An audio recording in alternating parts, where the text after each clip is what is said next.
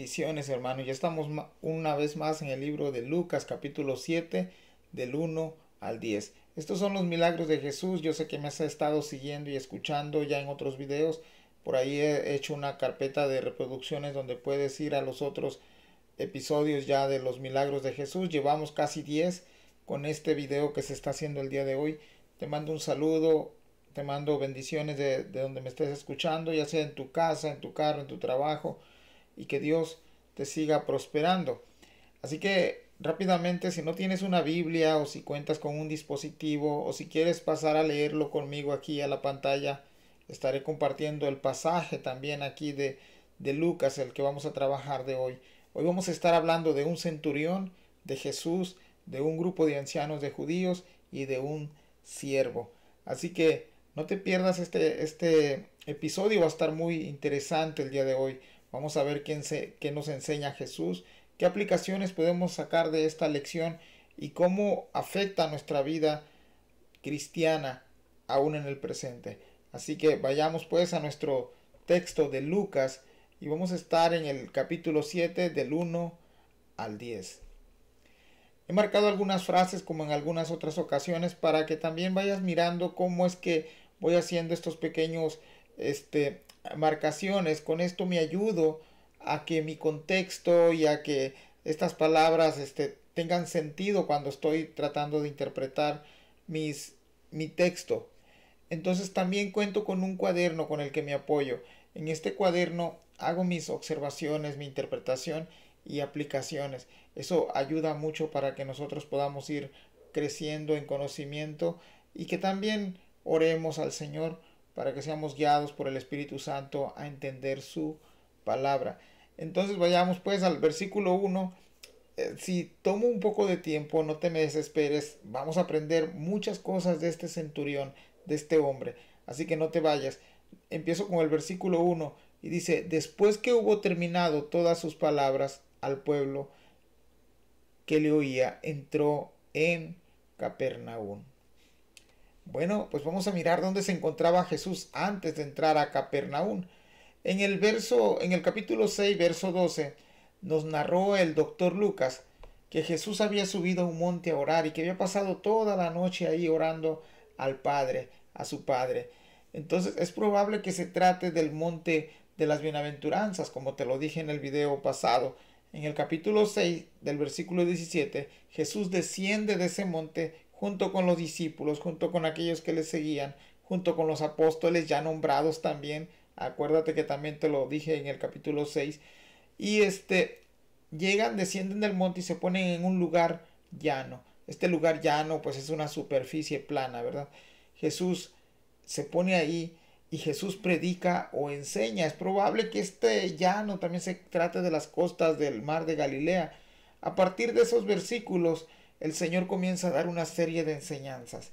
Entonces el capítulo 7 con el versículo 1 comienza de ese modo. Es por eso que el versículo 1 dice: después que hubo terminado todas sus palabras al pueblo que le oía. Entonces el Señor, después de haber sanado a algunos ahí que querían tocarle porque el poder salía de Jesús, ya cuando termina él su enseñanza, entra a Capernaum. Es por eso que entra ahí el verso 1 con esa frase que entra a Capernaum después de haber dicho todas sus palabras. Es importante porque antes que el Señor comience a actuar en milagros, antes comienza a enseñar o a predicar. Ya lo hemos visto al Señor enseñar y predicar. Ese día en Capernaum pudo notar que Jesús está en un constante actividad. Usted puede notar eso. El Señor pasa de estar en actividad, predicando, enseñando y sanando, predicando, sanando y enseñando. Ese ha sido el periodo del tiempo de Jesús, estar haciendo estas tres cosas. Recordemos que Nahum también se convierte en el lugar de Jesús, en el centro de Jesús, de su ministerio, o por así decirlo, se convierte en su centro de acción. Ahí es donde Jesús hace su base ministerial. En el verso 2, leamos el verso 2, dice: y el siervo de un centurión, a quien quería mucho, estaba enfermo, a punto de morir. Vemos a un siervo, la palabra para siervos es dulos, y es un sirviente, es un siervo. Es un siervo y dice el escritor Lucas que se trata del siervo de un centurión. ¿Qué era un centurión? Es una buena pregunta para comenzar ahí también a investigar un poco. La he marcado también, he marcado algunas frases en diferentes colores. Pero un centurión era un oficial romano al mando de 100 soldados. Les dejaré un dato importante. El centurión o los centuriones, en la Biblia vamos a encontrar muchos a partir del Nuevo Testamento. Vimos a este, vamos a mirar uno o dos en el libro de Hechos, pero los centuriones eran calificados por sus cualidades, eran calificados por su resistencia, eran calificados por su templanza, eran capacitados por la capacidad de mando que éste ejercía. Entonces no era cualquier persona, era una persona que estaba diestra o capacitada para ejercer este tipo de cargos. Eso es importante en nuestra lección. Al final lo vamos a anotar. Algunos de nosotros tendríamos que ser calificados al igual que un centurión romano de la época de Jesús, recordando en todo momento que nos afiliamos a la milicia de Cristo. Ahora le pertenecemos al ejército de Jesús y tenemos que tener ciertas cualidades también. Aunque tú no seas pastor, aunque tú no seas un evangelista, aunque tú no seas una persona de renombre en alguna iglesia, tú has venido a afiliarte a las filas de Cristo Jesús y eso te hace que tú tengas ciertas cualidades. Ya el Señor nos ha llamado del reino de las tinieblas donde estábamos al reino de su luz admirable. Entonces también comienza ese cambio, ese proceso de que nosotros tenemos que tener como ya soldados de Jesús, ser calificados. La Biblia nos dice ser hallados probados, aprobados por Dios, ¿verdad? Entonces vemos también aquí en los versículos que hemos leído, el versículo 2, que este hombre, este centurión tiene a un siervo. Y fíjate la frase que va a aparecer ahí en el versículo 2, la he marcado, dice, a quien la he marcado en morado, quería mucho. Ojo con esta frase, quería mucho. Algunos grupos quieren torcer esta frase para que el texto diga lo que no dice. Estos grupos afirman que se trata de una relación entre el amo, en este caso el centurión, y el siervo. Tenemos que estar atentos, hermanos, porque si no escudriñamos bien la palabra del Señor, podemos ser llevados por cualquier viento de doctrina, por cualquier enseñanza que algunos grupos han adoptado de este pasaje. Así que tenemos que estar siempre alerta, siempre atentos. Cuando nosotros escudriñamos la palabra del Señor, nos damos cuenta rápidamente, podemos detectar aquellas falsas doctrinas. Así que te invito a que escudriñes, a que leas, a que vayas a un diccionario, a que uses las herramientas que el Señor nos ha puesto en las manos para que podamos también investigar por nuestra parte. Por eso es hermoso leer y escudriñar y meditar en la palabra del Señor. Así que, volviendo ahí al tema, la palabra para quería, la que he marcado ahí en el verso 2, es la palabra íntimos. Y te lo voy a decir nuevamente, la palabra íntimos, con E al inicio, no íntimos, íntimos. Y quiere decir esta palabra estimado, valorado, honrado. Es como si la frase dijera al que honra mucho o al que valora mucho. Por eso se traduce también al que quería mucho. La condición de aquel siervo, nos dice el verso 2, que era una condición bastante precaria, era estar enfermo al grado de que este siervo, sin la ayuda o sin la intervención de Jesús, podía morir. Entonces, eso es bien interesante. Rescatemos algunas cosas de este verso. Este centurión amaba a su siervo. Y ese es el amor filial, el amor fileo, el de amistad. Pero vemos que más que su siervo era su amigo. Él lo tenía en alta estima, en gran valor. También este centurión es un hombre gentil. ¿Te acuerdas que también ellos forman parte del ejército romano? Y como romano pasaba a ser una persona gentil y no se podía considerar como uno del pueblo de Dios por su raza, por su etnia, pero mostrará más frutos que cualquiera del pueblo de Dios, que cualquiera del pueblo de Israel. Los judíos tenían la ley donde se enseña a amar a Dios y al prójimo, cosa que los de Israel no están haciendo y cosa que este centurión va a comenzar a hacer a partir de lo que se nos narre por el doctor Lucas. Además, este centurión, si tú lo quieres ver de ese modo, es un enemigo político de Israel. Él pertenece al imperio dominante del momento y tiene sometido al pueblo de Israel. Entonces, cualquier judío, tal vez celoso de su país, podía tener malmirar a este romano centurión. Entonces, vimos algunas cosas, rescatamos algunas cosas de este centurión. Un dato importante, un dato importante, es de que aun siendo él gentil, aun siendo él enemigo de la nación de Israel, este hombre va a demostrar conocer más al Dios verdadero que los de al mismo pueblo de Dios. Entonces, lo vamos a mirar. Otro dato que te voy a dejar ahí, la ley romana permitía que el amo de algún siervo o de cualquier siervo lo podía matar si el siervo estaba enfermo o si el siervo había huido también. No sé si te acuerdas también de la carta de Filimón, este era un siervo que había huido de su amo.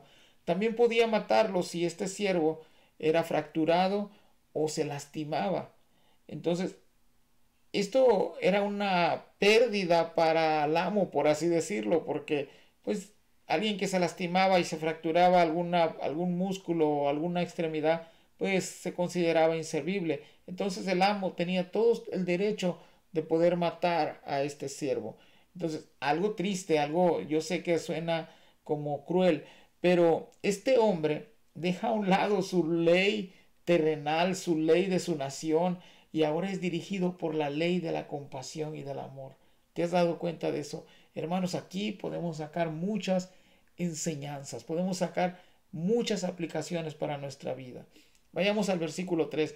Te animo ahí a que compartas conmigo ahí en la caja de comentarios cómo has visto estos estudios que hemos estado haciendo. Sé que vamos a la ligera, no nos hemos centrado del todo en los textos, pero nos ayudan a ver de una manera distinta cómo los evangelios nos narran, ¿verdad? Y profundizar un poquito más. Entonces, el verso 3 dice, cuando el centurión oyó hablar de Jesús, le envió unos ancianos de los judíos, rogándole que viniese y sanase a su siervo. Entonces, dice el verso 3, él oyó. El verbo es oír. ¿De quién oyó este señor? De Jesús. Hermanos y amigos, eso es increíble, es impresionante. Este hombre no conocía a Jesús físicamente, pero oyó de Jesús. La noticia y la fama de Jesús llegaron al oído de este centurión. Eso hizo que causara algo en este centurión. Lo que causó fue que se activara la fe en Jesús. Es extraordinario porque este pasaje nos muestra lo que el apóstol Pablo escribió en Romanos 10:17. Dice que así que la fe es por el oír y oír por la palabra de Dios.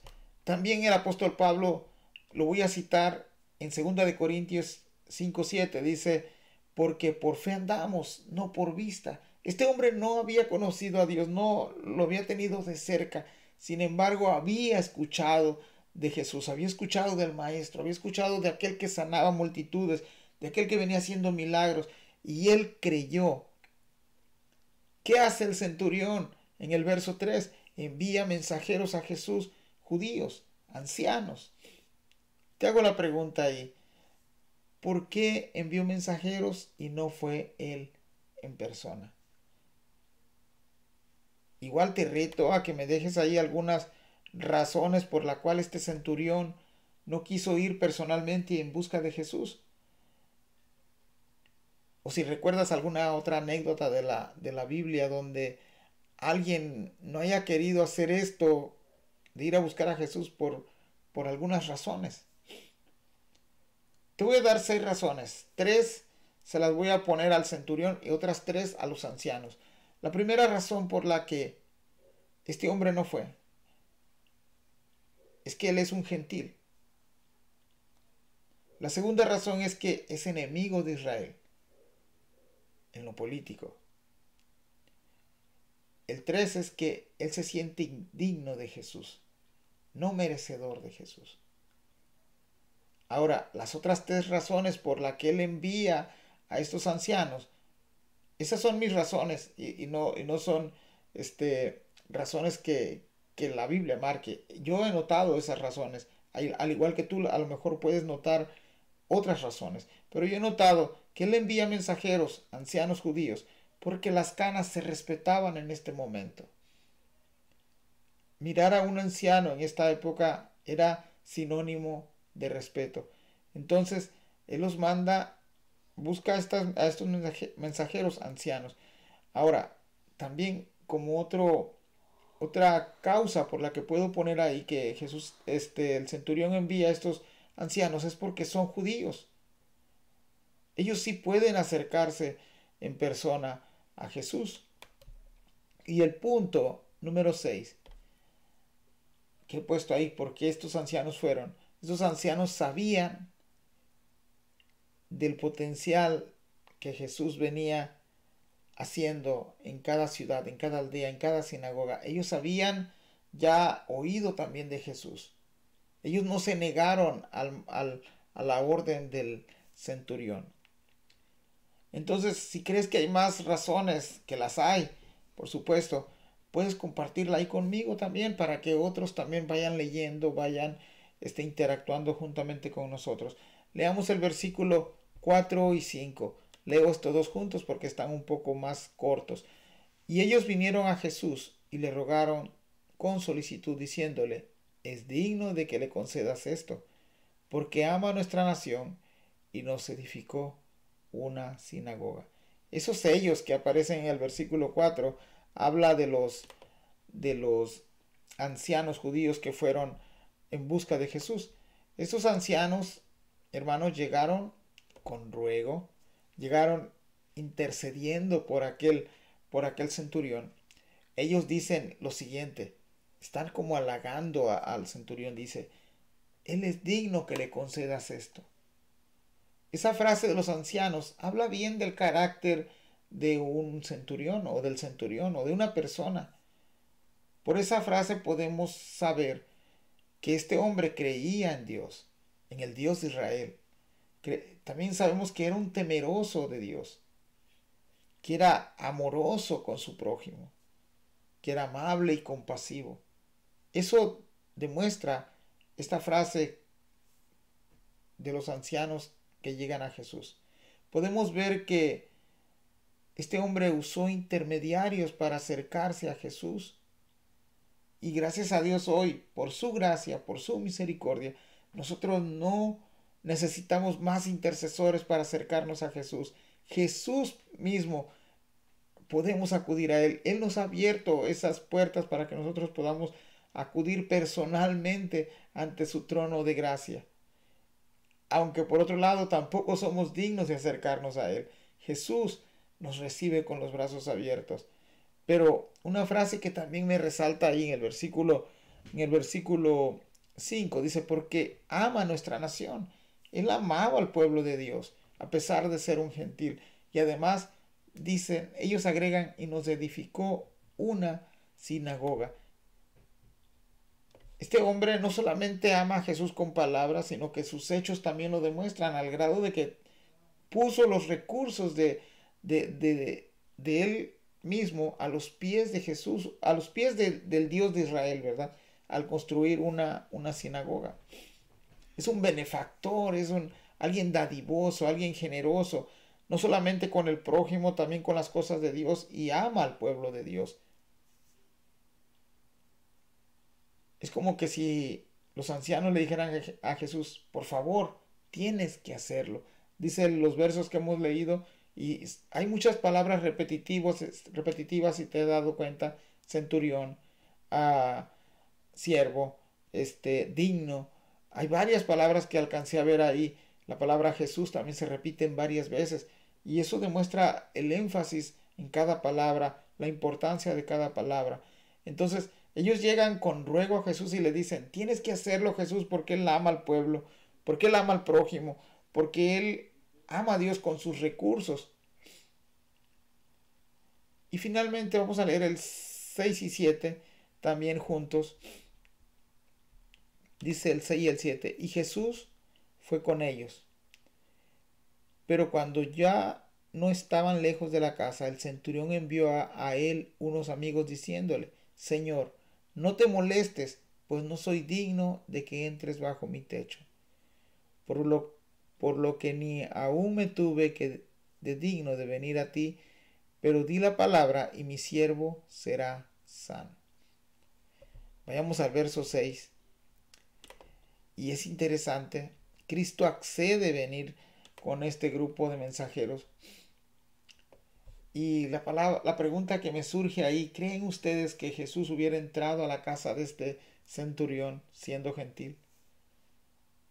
Por todo el contexto que hemos leído, el centurión conocía la costumbre judía de su tiempo.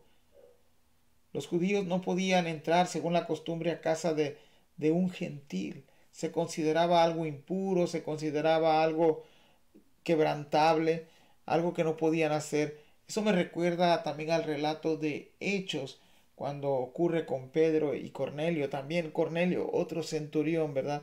Que el Señor en visión le dice a Cornelio que tiene que invitar a Pedro a su casa. Pero bueno, será un buen tema para otro momento. Pero al igual tiene mucha similitud. Porque Pedro no quería ir a la casa de Cornelio, pero después que el Señor le muestra en revelación a Pedro que tiene que ir, él va y accede. Pero la pregunta que dejo aquí es: ¿creen que Jesús hubiera entrado a la casa del centurión? Ahí te lo dejo de tarea. El centurión, no solamente es alguien que conoce la tradición o la costumbre de este pueblo. También hay algo interesante en el centurión. Él está respetando esas costumbres por encima de su poder militar que tiene sobre este país o este pueblo. El verso 7 dice: por lo que ni aún me tuve por digno de venir a ti, pero di la palabra a mi siervo y será sano. Y aquí está el título de mi enseñanza: pero di la palabra. Entonces el centurión da una razón por la cual él no va a buscar a Jesús directamente. Él dice: Señor, no soy digno. Soy un pecador, no merezco tu misericordia, no merezco tu bondad, no merezco tu gracia. Por eso no fui a buscarte. Señor, me di cuenta que soy un pecador, que soy un inmundo ante ti. Y no sé si te has dado cuenta, hermano y amigo, pero ese es un retrato de un hombre de nuestro tiempo y de cualquier hombre en la humanidad. Y solamente aquel que se acerca a Cristo en arrepentimiento y fe puede recibir ese perdón de pecados para siempre. Y el Señor dice que cuando Él nos acepta, nos lava con su sangre preciosa, Él dice que jamás se vuelve a acordar de nuestros pecados. Eso es bello, eso es hermoso, no se puede uno imaginar tanto amor de parte de Jesús. Y la otra cosa importante es de que esta decisión se hace cuando tú tienes vida todavía. De muerto ya nadie, ya tú ya no puedes alabar al Señor de muerto, ya no le puedes dar la honra al Señor. Tu oportunidad de aceptar a Jesús ha terminado cuando tú mueres. Entonces, este hombre se siente indigno, se siente pecador, por eso no va en busca de Jesús. Pero en nuestro tiempo, el Señor Jesús extiende esa gracia, extiende esa misericordia, extiende esa compasión para nosotros, para que nosotros podamos alcanzarla. Dice la Biblia que este Evangelio de Cristo va a ser predicado en todo el mundo. Y ojo, cuando decimos que es predicado en todo el mundo, a veces pensamos que cada persona tiene que escuchar del Evangelio. Y en parte sí tiene sentido. Pero mucha gente no va a escuchar del Evangelio. Entonces, esa gente que no escuchó del Evangelio, ¿qué va a pasar con ellos? Romanos nos da una buena explicación. Nos dice que todo el poder de Dios, toda su deidad, toda su majestad se ha hecho claramente visibles por las cosas que Dios ha hecho. Pero el hombre no le dio la gloria a Dios. Cada cosa que el Señor ha hecho es como una pintura de un artista que ha puesto a la vista del hombre para que se dé cuenta que hay un creador. Pero el hombre voluntariamente ignora estas cosas, voltea su rostro y no quiere aceptar que hay un Dios que está sobre todas las cosas. Este hombre se da cuenta de esa grandeza de ese Dios y ve en Jesús algo que muchos no han podido ver en lo largo del ministerio de Jesús. Ve en Jesús que Él tiene autoridad, ve en Jesús que tiene el poder, ve en Jesús que tiene el conocimiento. Él solamente escuchó, no lo conocía de vista. Eso bastó para que su fe se activara en ese momento y fuera un creyente de Jesús. Esa es una de las frases que a mí me impactó cuando estaba leyendo este pasaje. Di la palabra, pero di la palabra y mi siervo será sano. Este hombre se pasó de osado, hermanos. Es un fuera de serie este hombre. De hecho, Jesús dirá algo respecto a este hombre en los próximos versículos. Esa es la fe que se necesita en Jesús. Una fe sólida, una fe inquebrantable. Note que este centurión no hizo una oración larga como muchos pudiéramos haberla hecho en ese momento por interceder por algún familiar, por algún amigo, por alguna persona. Fueron contadas sus palabras, unas cuantas palabras con fe a Jesús bastaron para que Jesús escuchara la petición de este hombre. Vemos un complemento entre la fe y la humildad y la compasión. Por eso Santiago nos dice que la fe sin obras está muerta. Este hombre está mostrando fe, pero también está mostrando obras. ¿Te has dado cuenta que ha invertido en mensajeros para ir en busca de Jesús? Ha invertido su tiempo para que él vaya en busca de Jesús y ahora intercede por este siervo. Esas son los frutos que produce una fe sincera.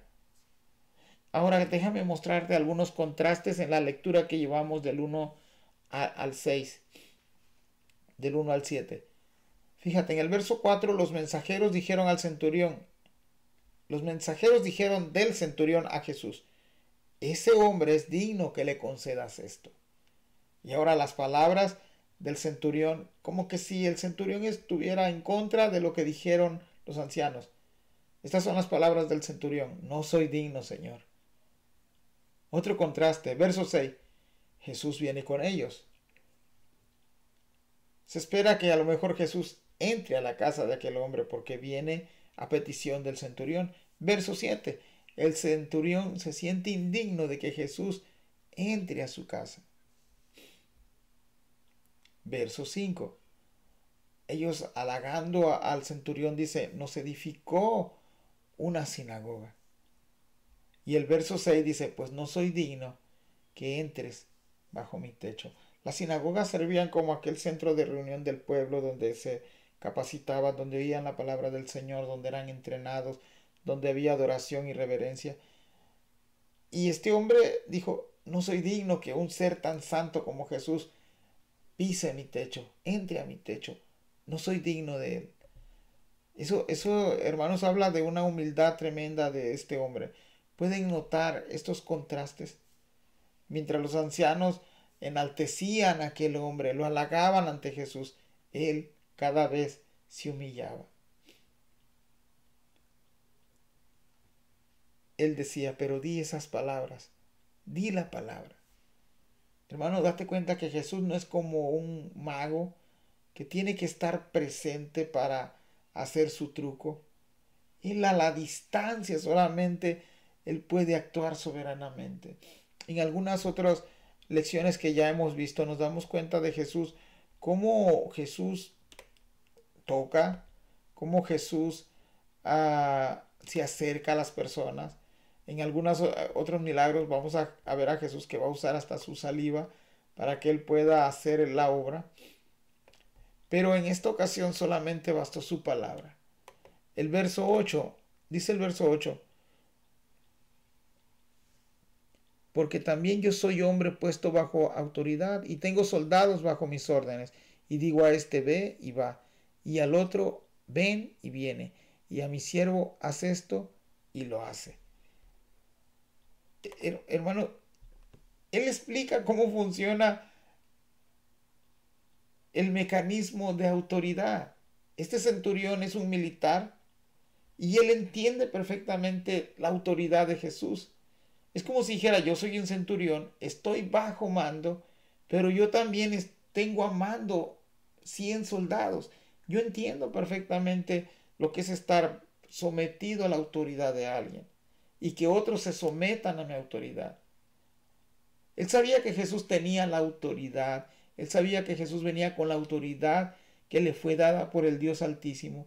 Y aún Jesús, el centurión sabe que Jesús tiene la autoridad sobre la enfermedad, sobre los demonios, sobre la muerte. Él ha escuchado acerca de Jesús, de todo lo que Jesús ha venido haciendo. Y él dice, él tiene el poder. Basta su orden, basta su voz, no importa dónde esté. El Señor va a hacer estas cosas, hermano, en la vida de este hombre.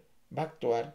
El Señor, enseguida vamos a mirar la expresión que tiene Jesús sobre este centurión. Jesús en una ocasión dijo, toda potestad me es dada en los cielos y en la tierra.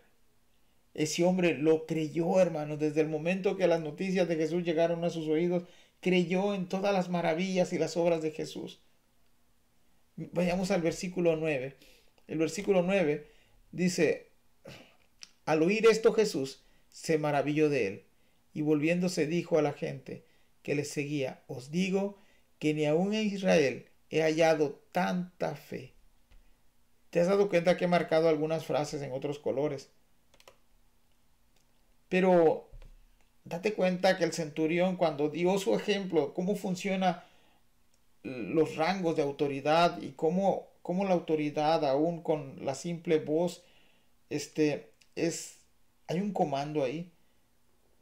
El centurión, cuando dijo eso ejemplo, en el verso 8, dio también una parábola. Y la parábola es un ejemplo terrenal a un ejemplo espiritual. No sé si la pudiste notar.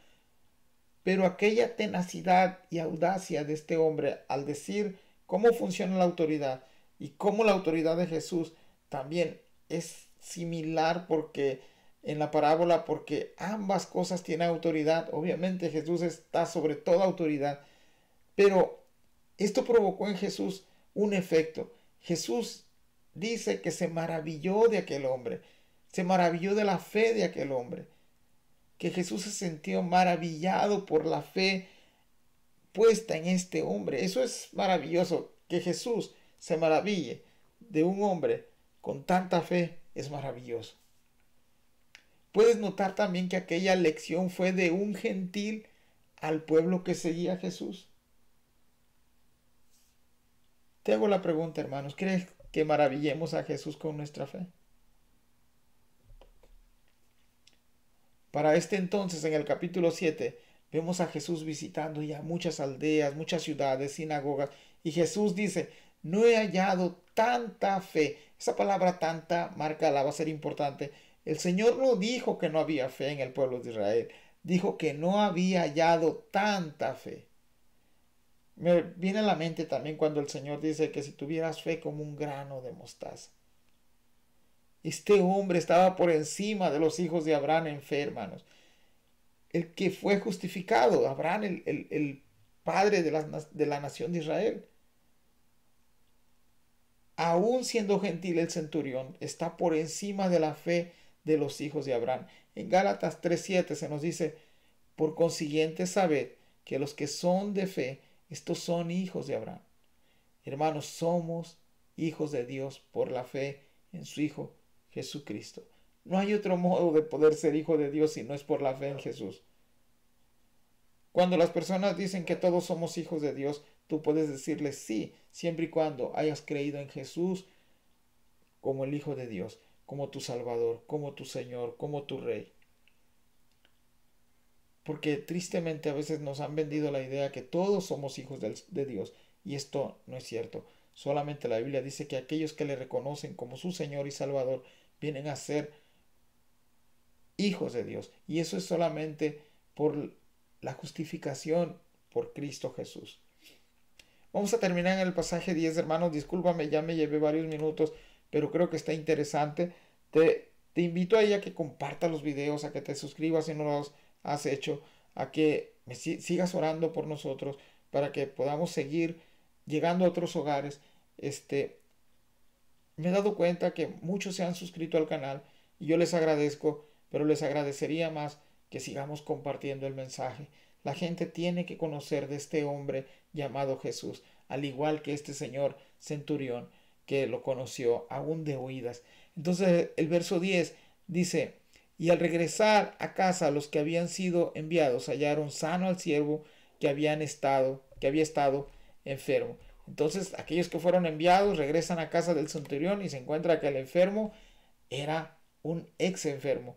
Me encanta en los milagros cuando son narrados por los evangelios porque de ser enfermos a sanar siempre se usa la palabra estaba, estuvo, en pasado, porque el Señor cuando habla regenera a las personas.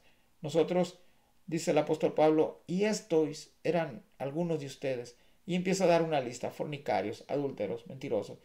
Dice, estos erais algunos de vosotros, mas ahora somos nuevas criaturas en Cristo Jesús. Entonces, en el pasaje 10, hay un pasaje en Mateo capítulo 8, versículo 7, narrando exactamente el mismo evento, obviamente con sus propias palabras. Mateo nos dice que Jesús le dice al centurión, así como creíste, sea hecho. Ese hombre creyó en ese momento en el Señor. De oídas había escuchado del Señor, pero su fe se activó solamente por el oír hablar de Jesús. Te dejo como nota lo siguiente: crezcamos en fe, que nuestra fe vaya en aumento, una fe en Jesús genuina. Aprendamos de este centurión, aprendamos su humildad, su amor por el Dios verdadero y por el amor al prójimo. Aunque seamos indignos de Jesús, Él nos acepta, hermanos. El Salmo 51:17 dice, al corazón contrito y humillado no despreciarás tú, oh Dios. Pues hasta aquí ha quedado los milagros de Jesús. Esto ha sido la historia del centurión y su siervo. Y te invito ahí a que sigas compartiendo el video, a que te suscribas, a que lleguemos a otras puertas, a que el Evangelio del Señor no sea detenido. Una de las cosas que vamos a rescatar en nuestra actualidad, vienen momentos difíciles, pero gracias a Dios hemos tenido herramientas donde el Señor ha puesto en nuestras manos para que podamos ser de mensajeros a otras personas, ser de voz para otras personas, que ellos escuchen la palabra del Señor. Te dejo, hermanos, bendiciones. Dios te bendiga grandemente.